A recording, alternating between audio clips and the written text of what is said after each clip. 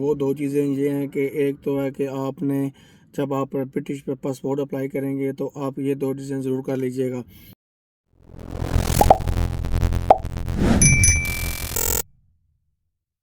अगर आपकी British citizenship आपको नेशनलिटी मिल गई है तो उसके बाद जो आपका अगला प्रोसेस होगा, आखिरी मराइल वो होगा कि आपने ब्रिटिश पासपोर्ट अप्लाई करना है। ब्रिटिश पासपोर्ट जो हम एज ओवरसीज़ होते हैं, मतलब पाकिस्तान से किसी और कंट्री से यहाँ आए होते हैं, even spouse visa, family visa, work permit, student, किसी भी वीज़े पे जब आप यहाँ इंडेफिनेट होते हैं, नेशनलिटी अप्लाई करते हैं, नेशनलिटी मिलने के बाद जब आप पासपोर्ट अप्लाई करते हैं तो आपको जो है वो एक दो चीज़ें मैं ऐसी बताने लगा हूँ, अगर वो आपने अभी ना देखी या ना आपको पता हुआ तो आपके लिए मुश्किल हो सकती है बाद में, इसलिए कि वो चीज़ें आप जो है वो तैयार रखें।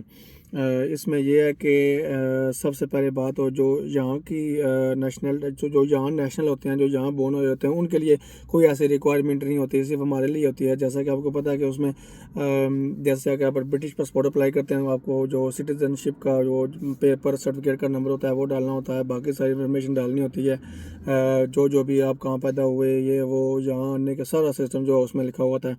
और उसमें जो है वो आपको पाकिस्तानी पासपोर्ट भी है वो भी साथ डालना पड़ता है जब आप वापस भेजते हैं पेपर या ऑनलाइन अप्लाई करते हैं, और साइन वगैरह भी कराते हैं किसी जो गवर्नमेंट का कोई बंदा हो, एज अ टीचर या कोई भी इस तरह का हो, वो आपको करना होता है, उसका सिग्नेचर वगैरह भी वो अप्रूव करता है। तो उसके बाद जो है वो आपकी एप्लीकेशन जाती है आगे, वहाँ पे जो आपके पेपर होते हैं वो सारे उसके साथ जाते हैं।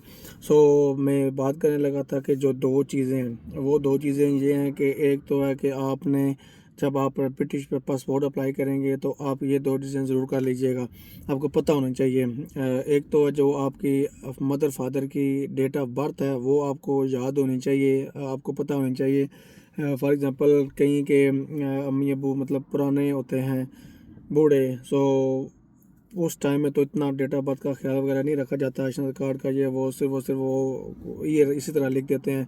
सो मेक श्योर आपको जो है वो उनका जो बर्थ डेट ऑफ बर्थ है वो पता होनी चाहिए, मुकम्मल महीना, डेट और ईयर के साथ। और इसमें एक जो मेन क्वेश्चन है कि वो आपको जो मदर फादर हैं उनकी जो शादी की जो डेट है, ठीक है जी, वो आपको मैरिज डेट पता होनी चाहिए। ये दो क्वेश्चन जो है वो उसमें आपको मस्ट फिल करने पड़ते हैं। अगर ये आप ना फिल ना किए तो आपका मसला हो सकता है, मे बी आपको वो काफ़ी सारे बंदों को जब वो ब्रिटिश पासपोर्ट अप्लाई करते हैं, जब वो उनके पेपर जो है उनका सेटिस्फाइड ना हो डॉक्यूमेंट वगैरह से, तो फिर वो ब्रिटिश पासपोर्ट जब अप्लाई करते हैं उसके लिए भी आपको इंटरव्यू के लिए बुलाते हैं। नॉर्मली तो नहीं बुलाते, किसी को आपकी डॉक्यूमेंटेशन वगैरह पूरी हो, उनके कोई शक शुबा ना हो, तो आपने ये दो चीज़ें ज़रूर ध्यान में रखनी है। एक तो अम्मी अबू की डेट ऑफ बर्थ फुली महीना, डेट और ईयर के साथ, और दूसरी जो है कि उनकी जो मैरिज डेट है वो आपने याद रखनी है। उसके बाद जो आप अपनी